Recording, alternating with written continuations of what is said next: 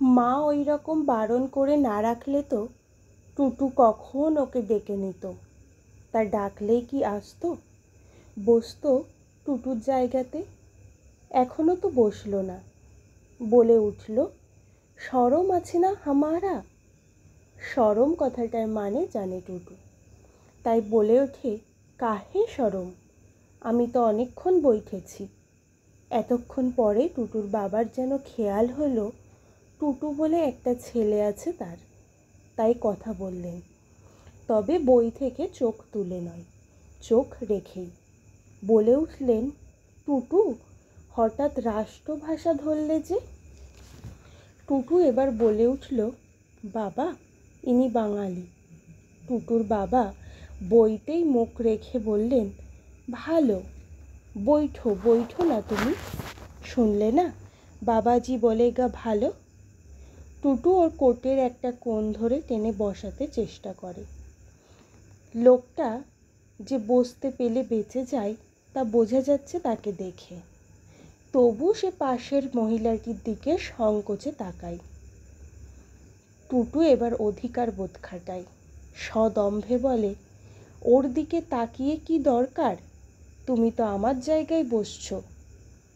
মহিলাটি এবার ছিটকে উঠে বলেন, তোমার জায়গা? তবে আমার ঘাড়ের কাছে? দেখতে পাচ্ছ না লোকটা পাগল, বদ্ধ পাগল। আর তুমি একটি পাগল, দুটো পাগল, তার ওপর এই বুনো রামছাগলের গন্ধ। এখানে বসে থাকার চাইতে চলন্ত ট্রেন থেকে লাফিয়ে পড়া ভালো। বলে মহিলা নিজের প্রকাণ্ড বটুয়াটি উঠিয়ে নিয়ে চলে যান ওদিকে। বাঁচা গেল বলে টুটু এক মুখ হেসে বসে পড়ে বলে, তুমি জানলার ধারে বসো, যা গরম কোট পরেছ। লোকটা বসে পড়ে, আরামে শব্দ করে একটা, কিন্তু আহ নয়। টুটু গুছিয়ে বসে চোখ বড় বড় করে বলে, তুমি যদি বাঙালি তো বাংলা ভালো করে বলতে পারো না কেন? লোকটা জানলার ধারে মাথাটি হেলিয়ে আরামসে চক্ষু বুজে হাওয়া খাচ্ছিল। টুটুর কথায় চোখ খুলে বলে, আমাকে বলছে? টুটু হেসে উঠে বলে, বাহ, তোমাকে বলছি না তো কি ওই জানলাটাকে বলছি। বলছি, তুমি যদি বাঙালি তো ভালো করে বাংলা কথা বলতে পারো না কেন? পারে না? কোন বলছে পারে না? লোকটা হঠাৎ উত্তেজিত হয়ে ওঠে, বলে, জরুর বলতে পারে। তো কথা এই হচ্ছে, আমি বহুত বরস অন্য দেশে থাকছে, ওইসি বাঁচতে থোড়া ভুল হয়ে যাচ্ছে। যখন আমি দেশে যাচ্ছে, আমার বাড়ি যাচ্ছে, তখন তো বিলকুল সব মিটে যাচ্ছে।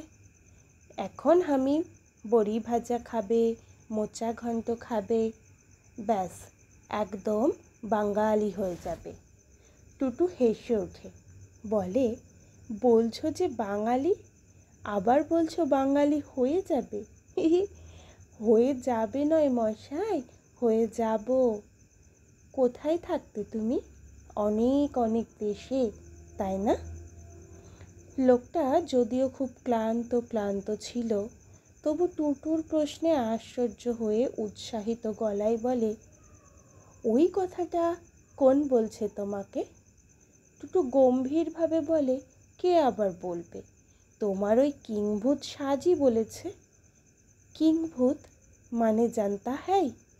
জানতা হ্যায়? তাহলে তো হামকো কথা সবই বুঝতা হ্যায়। লোকটা কেমন একটা ভাঙা গলায় হেসে উঠে বলে, বঙ্গালা বলো, বঙ্গালা বলো, বিলকুল সমঝাবে।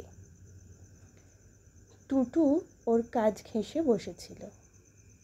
কাজে কাজেই টুটু ওর গায়ের সেই বোটকা গন্ধটি বিলক্ষণই পাচ্ছিল, আর ভাবছিল ওই গিন্নিটি যা বলেছেন তা মিথ্যে নয়, স্রেফ ছাগল ছাগল গন্ধ। ওর গায়ের এই কোটটা নির্ঘাত ছাগলের চামড়া দিয়ে তৈরি, কিন্তু কি করা যাবে, একটা কিংভূত লোক দেখতে পাওয়া, তার কাজ ঘেঁষে বসতে পাওয়া, তার সঙ্গে কথা বলতে পাওয়া এ সব তো কম মজা নয়। জীবনে কবারই বা এমন সৌভাগ্য আসে মানুষের, আর টুটুর জীবনে যে একবারও আসবে না সে তো পরেই আছে কথা। এই একবার না হয় টুটুর অনেক জন্মের ভাগ্যে মা টুটুকে একা বাবার সঙ্গে ছেড়ে দিয়েছেন। বারবার তো আর দেবেন না। মার দেওয়া না দেওয়াটাই মনে আসে টুটুর। মাকে বাদ দিয়ে চট করে কিছু ভেবে ফেলতে পারে না।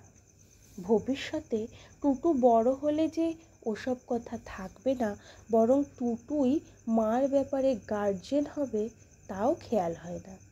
অথচ দেখেছে তো, দিদিমা তার ছেলের অনুমতি ব্যতীত এক পাও নড়েন না। বলেন, ও বাবা, ফটকেকে বলা হয়নি, গেলে রক্ষে রাখবে না। তা সব সময় অত তলিয়ে মনে পড়ে না। তাই টুটু ভাবে এই একবারই যা হলো, এরপর তো সব সময় মা সঙ্গেই থাকবেন। অতএব অতএব এরকম কিংভূত টিংভূত দেখলে এই মহিলাটির মতোই সরে যাবেন এবং টুটুকেও টেনে নিয়ে সরে যাবেন। টুটু যদি যেতে না চান, স্রেফ কাঁদো কাঁদো গলায় বলবেন, তোর জ্বালায় কি করবো টুটু? বিষ খাবো, জলে ঝাঁপ দেব, গলায় দড়ি দিয়ে মরবো? তখন তখন কি সাহস হবে টুটুর সেরকম লোকের কাজ ঘেঁষে বসে থাকবার? সাহস হবে তার সঙ্গে কথা বলবার? হবে না নিশ্চয়ই। তবে তুচ্ছ একটু ছাগলের গন্ধর জন্য এমন সুযোগ হেলায় হারাবে টুটু? তাছাড়া কতক্ষণই বা? একটু পরেই তো নেমে যাবে টুটু। কিংভূত কিমাকার লোকটা যে কত কত দেশ ঘুরছে, কত কত দৃশ্য দেখেছে, সেসবের তো সমস্তই অজানা রয়ে যাবে টুটুর। টুটু একটা নিঃশ্বাস ফেলে, বলতে গেলে দীর্ঘ নিঃশ্বাস। ও চমকে ওঠে। কি হচ্ছে? কিছু না। তোমার মন খারাপ লাগছে মালুম হচ্ছে। মালুম? মালুম কি? হালুমের মাস্তুতো ভাই বুঝি? টুটু হেসে গড়িয়ে পড়ে। মালুম, হালুম, ভলুম ভালুম। হঠাৎ ও বেঞ্চ থেকে বাবা বই থেকে মুখ না তুলেই বলে, টুটু, অসভ্যতা করো না, ভদ্রভাবে কথা বলো, বোঝো ব্যাপার। টুটু নামে যে একটা ছেলে আছে বাবার, তা ভুলে গেছেন বাবা, অথচ তাকে সভ্যতা শেখানোর কথাটি ঠিক মনে আছে। একেই বলে পৃথিবী, একেই বলে গুরুজন। টুটুর অভিমান হয়। টুটু তাই গম্ভীর গলায় বলে, অসভ্যতা কিছুই করিনি। তোমরা যদি হাসলেও অসভ্যতা বলো তো আমি কি করব? আমি এর সঙ্গে ভাব করছি। ভাব করা মানে বিরক্ত করা নয়। বাবা তার বইয়ের দুর্গের আড়াল থেকেই বলেন, মনে হচ্ছে কাউকে খুব বিরক্ত করছো তুমি। মোটেই না। টুটু সবেকে বলে, শুধু কথা বলছি, শুধু ভাব করছি। তাও তো এক্ষুনি ফুরিয়ে যাবে, এক্ষুনিই তো পিসির দেশে এসেই যাবে। রেলগাড়িরা যা জোরে জোরে ছোটে। যাকগে, তুমি বলো তো কোন কোন দেশে ছিলে তুমি? আস্তে আস্তে গল্প জমে ওঠে।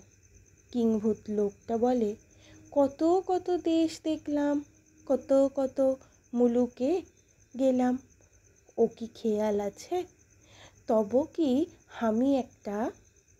এই সময় গাড়ি একটা স্টেশনে এসে থামল এবং বেশ কয়েক মিনিটের জন্য থামল। সারা গাড়িতে চাঞ্চল্য উঠল। ঢাঢা শব্দে প্ল্যাটফর্ম গম গম করে উঠল। আর কি আশ্চর্য যে টুটুর বাবা বইটা মুড়ে রেখে পৃথিবীর দিকে দৃষ্টিপাত করলেন। আর দৃষ্টিটা তার একেবারে যাকে বলে বিস্ফারিত হয়ে উঠল। সব বলাই বাহুল্য, টুটুর পরিস্থিতি দেখেই এই বিস্ফারিত। হদ্দ কিংভূত একটা বুড়োর গায়ের কাছে বসে মাটির ভাঁড়ে করে চা খাচ্ছে টুটু। সে লোকটার হাতেও একটা ভাঁড়। তার মানে লোকটা নিজে খাচ্ছে এবং কাছে বসে থাকা ছেলেটার প্রতি দয়া পরবশ হয়ে তাকেও এক ভাঁড় চা কিনে দিয়েছে। টুটুর বাবার মাথা থেকে পা পর্যন্ত বিদ্যুৎ খেলে যায়। টুটুকে না টুটুর মা প্রাণ গেলেও চা খেতে দেয় না। বাড়িতে সেই সুন্দর রঙিন পেয়ালায় চা খায় না, আর রাস্তায় এই বিচ্ছিরি মাটির ভাঁড়ে। তাছাড়া কে ওই লোকটা? কখন এসে বসে টুটুকে কবলিত করেছে? টুটুর মার আকাঙ্ক্ষাই সত্যি নয়তো? তার তো সর্বদাই ভাবনা কখন কোন ছেলে ধরা টুটুকে ভুলিয়ে ভালিয়ে টুকটাক করে নিয়ে পালায়।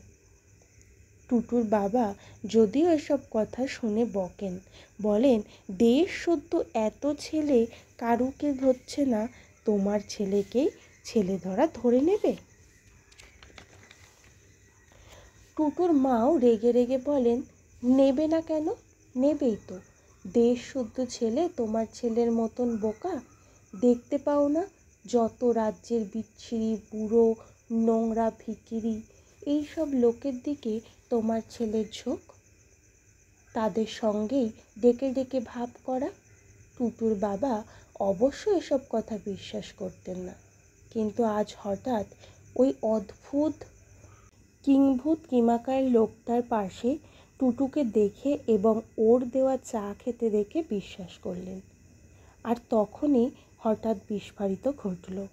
টুটু, চা খাচ্ছ মানে? ফেলে দাও, ফেলে দাও শিগগির। টুটু চমকে উঠে তাড়াতাড়ি চা শুদ্ধ ভাতটা জানলা দিয়ে বাইরে ফেলে দেয়। কাঠ হয়ে বাবার দিকে তাকিয়ে থাকে। এবার অপ্রস্তুতের পালা বাবার।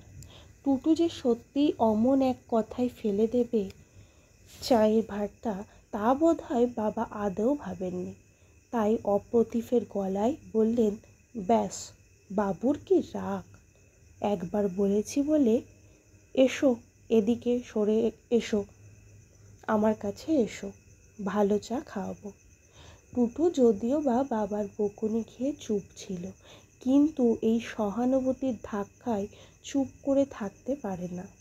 হুশ করে কেঁদে ফেলে।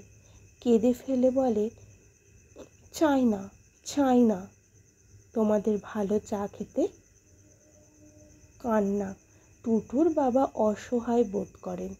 টুটুর কান্না, এ যে বড় গোলমেলে ব্যাপার। টুটুর বাবা অপ্রস্তুতের গলায় বলেন, ঠিক আছে, ভালো চা খেও না, পচা চা খেও। মোট কথা, কান্নার দরকার নেই। তবে বলছিলাম যে। টুটু শার্টের হাতা দিয়ে চোখ মুছে জোর গলায় বলে ওঠে, কি বলছিলে? তা জানি, বলছিলে ওই বিচ্ছিরি জামা পরা লোকের কাছে বসেছিলে কেন টুটু? ওর কেনা চা খাচ্ছিস কেন? কিন্তু ইনি বাঙালি, তা জানো? অনেক দেশ ঘুরে এখন। টুটুর বাবা ব্যস্ত গলায় বললেন, হয়েছে হয়েছে, কিছু বলবো না তোমাকে। উফ, কি ছিচকাদুনে ছেলে! উনি আবার বলেন যুদ্ধে যাব। বাবা আবার গিয়ে নিজের জায়গায় বসে পড়েন, বইটা পড়তে শুরু করেন। ততক্ষণে গাড়িও ফের চলতে শুরু করেছে। টুটু এবার একটু বিজয় গৌরবের হাসি হেসে বলে, দেখলে তো, বলিনি আমার বাবা খুব ভালো। হ্যাঁ, ইত বছরে আলাপ দিয়ে সূত্রে টুটুর লোকটার পরিচয় জানা হয়ে গেছে।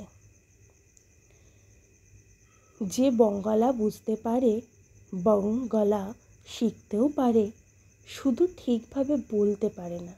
অবিরত অবাঙালিদের সঙ্গে থেকে থেকে আর বাংলাদেশ থেকে অনেক অনেক মাইল দূরে থেকে এই অবস্থা ওর।